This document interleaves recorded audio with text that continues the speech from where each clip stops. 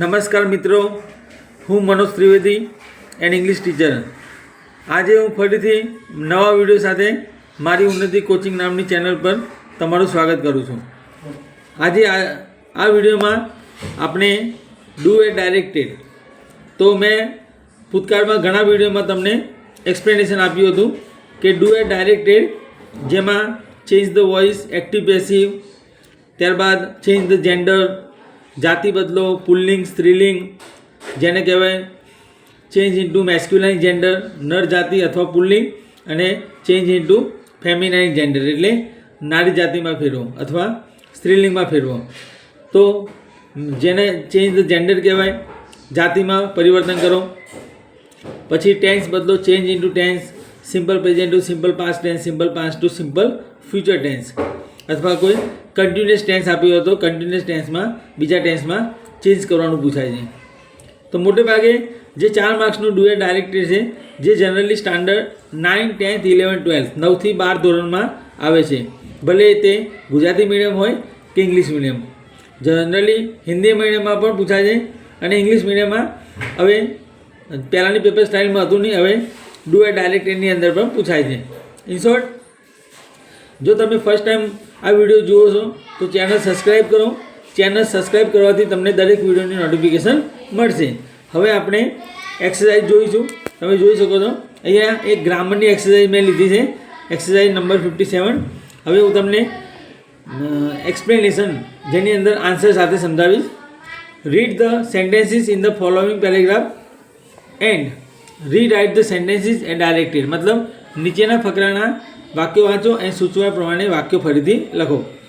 Generally પરીક્ષામાં 3 કે 4 વાક્યો આપેલા હોય છે અને એક વાક્યનો આન્સર નીચે સ્ટાર્ટ કરેલો હોય છે, જેની અંદર લખેલું હોય છે બિગિન લાઇક ધીસ, આ રીતે શરૂ કરો, અથવા start this way, start like this.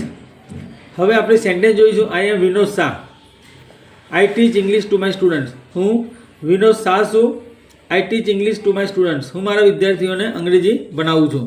I make my students listen to the radio. અહીંયા મેકનો મતલબ બનાવવું એવો અર્થ થતો નથી. સો પ્રિય દર્શકો, અહીંયા અલગ મિનિંગ છે, ધ્યાનથી સાંભળજો. આઈ make my students listen to the radio. હું મારા વિદ્યાર્થીઓ પાસે રેડિયો સંભળાવું છું. તો અહીંયા લિસન એટલે સાંભળવું અને મેક વપરાય છે, મતલબ સંભળાવું છું એવો અર્થ બતાવે છે. મેક લિસન એટલે સંભળાવું છું. And watch the TV for the English programmes. અને અંગ્રેજી પ્રોગ્રામ માટે ટીવી વોચ કરાવું છું, મતલબ ટીવી જોવડાવું છું. તો અહીંયા બિગિન લાઇક ધીસ તમે જોઈ શકો છો. મેં હમણાં કહ્યું એ પ્રમાણે બિગિન લાઇક ધીસ આપેલું છે, આ રીતે શરૂ કરો. હવે અહીંયા આઈ એમ વિનોદ શાહ એને બદલે સી ઇઝ વિભૂતિ શાહ. મતલબ અહીંયા આપણે વિનોદ શાહની જગ્યાએ વિભૂતિ શાહ, તો નામ બદલાઈ ગયું છે. વિનોદ એ જેન્ટલમેન છે, જેન્ટ્સ, અને વિભૂતિ એ મહિલા છે કે કોઈ છોકરી. મતલબ વિભૂતિ નામ બદલાઈ ગયું એટલે આગળ અહીંયા ઓલરેડી સી વપરાયું છે. આઈને બદલે સી અને એમની જગ્યાએ ઇઝ. તો અહીંયા આપણને ખ્યાલ આવે છે કે ચેન્જ ધ જેન્ડર છે. I teach English to my student. તો હવે ધ્યાનથી આન્સર સાંભળજો. જે તમારે પરીક્ષામાં વધુ માર્ક મેળવવા માટે આ વિડીયો બહુ યુઝફુલ, ઉપયોગી બનશે. આઈની જગ્યાએ વિભૂતિ શાહ એટલે સી વાપરવાનું. સી ટીચીસ, ટીચની પાછળ યસ લાગશે. She teaches English to her students. માયનું થશે હર સ્ટુડન્ટ્સ. ત્રીજું વાક્ય I make my student listen to the radio. તો અહીંયા આઈની જગ્યાએ ફરીથી સી, મેકનું થશે મેક્સ. સી મેક્સ, માયનું થશે હર, અગાઉની જેમ માય એનું હર થશે. મી આપેલું હતું પણ હર થશે. સો પ્રિય દર્શકો, ધ્યાનથી તમે આ ચેન્જીસ સાંભળો, જે હું પરિવર્તન કરું છું, જેનાથી તમારે ઇંગ્લિશમાં સારું ઇમ્પ્રુવમેન્ટ આવશે, ઇંગ્લિશ સમજવામાં અને આન્સર લખવામાં ઇઝી બનશે. તો અહીંયા બનશે answer C makes her students listen to the radio and watch the TV for the English programmes. બાકીનું એનું જ રહેશે. હવે બીજો પેરેગ્રાફ. આપણે 2 પેરેગ્રાફ જોઈશું આ વિડીયોમાં, 2 થી વધુ નહીં. પછીના નવા વિડીયોમાં તમને નવા પેરેગ્રાફ શીખવા મળશે. Mister Makhan Singh head a very heavy breakfast. તો મિસ્ટર મક્ખનસિંહ, જે નામ છે મિસ્ટર મક્ખનસિંહે ભારે નાસ્તો લીધો હતો. અહીંયા હેડ એટલે ખાધું હતું, એના અર્થમાં છે હેવનું થશે હેડ. હી એટ મેની ચપાટીઝ. તે ઘણી બધી રોટલીઓ ખાતો. હી એટ મેની ચપાટીઝ. અહીંયા તમે જોઈ શકો છો દોસ્તો, ઇટનું ભૂતકાળ એટ આપ્યું છે એટલે વર્બ ટુ છે જે બતાવે છે સાદો ભૂતકાળ. જે વાક્યની અંદર વર્બ ટુ આપેલું હોય ક્રિયાપદનું ભૂતકાળનું રૂપ, તો એને સિમ્પલ પાસ્ટ સમજવું. એન્ડ મચ ઓફ રાઈસ, અને વધુ ચોખા ખાતો.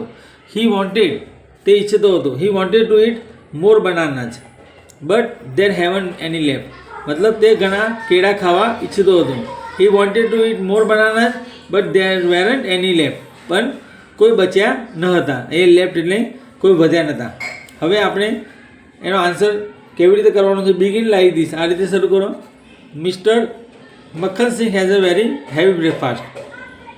તો અહીંયા તમે જોઈ શકો છો મિસ્ટર મક્ખનસિંહ કરતા છે અને હેડ જે વર્બ ટુ છે હેવનું એનું હેઝ કરેલું છે.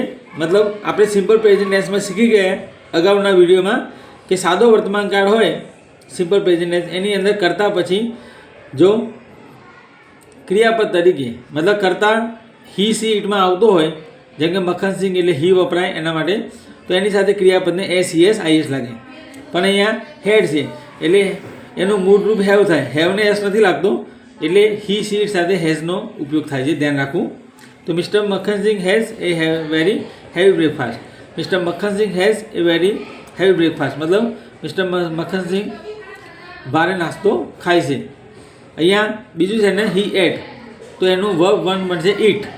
ઇટને પાછળ લાગશે ઇટ્સ એટલે આન્સર બનશે he eats many chapatis and much of rice. He wanted, તો વોન્ટેડ એનું વર્બ વન છે મૂળરૂપ વોન્ટ. હી વોન્ટ અને હી આપેલ છે એટલે મક્ખનસિંહ માટે હી વપરાય છે એટલે વોન્ટને લાગશે એસ એટલે હી વોન્ટ્સ. તો આન્સર બનશે he wants to it more બનાનાસ but there વેરન્ટ any left. એ વેરન્ટ છે, વેરની જગ્યાએ થઈ છે આર એટલે ધેર વેરન્ટ એની લેફ્ટ, તો ધેર આરન્ટ એની લેફ્ટ. સો પ્રિય દર્શકો, આ રીતે આ વિડીયોમાં તમે ચેન્જીસ કરી શકો છો. અહીંયા મેં તમને આ વિડીયોમાં આપણે 2 પેરેગ્રાફ સમજાવ્યા. પહેલો પેરેગ્રાફ છે જેની અંદર આપણે ચેન્જ ધ જેન્ડર, જાતિ બદલો, તો આઈ એમની જગ્યાએ સી ઇઝ કર્યું. આ રીતે કોઈપણ પ્રકારની જાતિ પૂછાઈ શકે છે. અને બીજા પેરેગ્રાફમાં આપણે સિમ્પલ પાસ્ટનું સિમ્પલ પ્રેઝન્ટ કર્યું. So if you like this video, do not forget to share to your friends. ફરીથી હવે આપણે મળીએ નવા વિડીયો સાથે.